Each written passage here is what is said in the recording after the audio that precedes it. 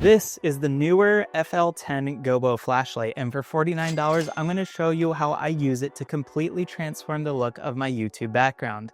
And quick side note, it's pronounced Neewer, not Neewer. It took me years to say it right, so if you've been mispronouncing it, well, welcome to the club. Let's start with the big picture. If you've seen any of my videos before, you know that I've kept a pretty consistent look. The same desk, the same angle, same vibe, and that's been very intentional. In a world full of flashy trends and endless gear upgrades, I've stuck with a simple setup that's recognizable and easy to replicate. Oh wait, we've got to replicate this, right? Let me go ahead and get this light up over here so you can see what it looks like. We've got this snoot that comes with it. I'll talk about that in a minute. And we've even got a little fake window. Let me put this up real fast. Okay, much better. We've replicated the setup. So people often ask about the mic, the camera, or the lights, but lately I've been getting more questions about the background itself. And what surprises most people is how affordable and straightforward it really is. The whole thing, it's just about $100 total. That's $49 for the Neewer FL10 light and another $50 or so for the wall panel that's right behind me. That's it. No fancy LED panels or giant softboxes back there, just smart use of texture and lighting to give depth and character. And that's where this flashlight, yes, it's a flashlight, comes in. The FL10 is a compact LED gobo light that creates patterns or shadows on your background using stencil-like filters called gobos. These little patterns simulate things like blinds or windows or leaves or abstract shapes, and your eye naturally picks up on those details and interprets that as depth. That extra layer of contrast and texture is what makes a basic wall feel like a professionally designed studio. And in my case, most of that wow factor in the background is just one fake wall panel and one $49 light. Now, when I first heard about the FL10, I was quite skeptical. I mean, a gobo light for $49, I figured it would feel like a toy, or worse, it just wouldn't look good on camera.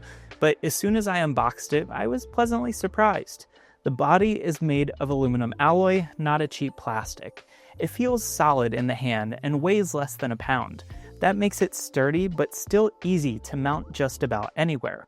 It comes with 3 standard 1/4-inch mounting threads, one on the side, one on the bottom, and one up front. So you can attach it to a tripod, clamp it to a shelf, or even rig it up overhead.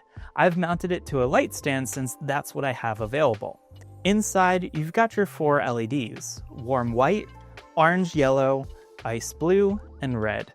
Personally, I mostly stick with the warm white because I'm going for a natural looking window light effect.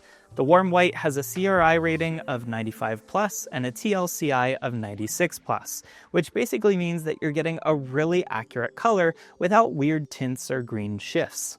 For creative uses though, the blue and red could be useful if you're a photographer playing with colored backdrops or accent lighting. As for the beam itself, the FL10 gives you a zoom range between 10 and 60 degrees. You just push or pull the front of the barrel to narrow or widen the beam. This lets you create everything from tight window-like shapes to broader patterns across the wall. It's a nice touch, especially if you want to switch up your look without moving the light around. Now let's talk about the gobos. It comes with 20 of them, simple plastic inserts that drop into the included silicone snoot. They give you everything from window blinds to little shadows and geometric patterns. I wish they were made of metal, but here's the thing, the light doesn't really get hot enough to require it, and using plastic helps to keep the price down. That said, you'll want to handle them carefully. It doesn't really matter if they get scratched, that won't really affect your image much, but if one gets bent or torn out of shape, it's a different story. That's when the light stops passing through it properly and your projected pattern turns into a blurry mess. So store them flat, don't cram them into your gear bag, and you should be okay. One small thing that I wish this light had is a brightness indicator. The dimmer knob adjusts from 1% to 100%, but there's no readout to tell you what setting you're actually on. That makes it a little tough to exactly match your previous setups unless you're really good at eyeballing it. It's not a deal breaker, just something to be aware of.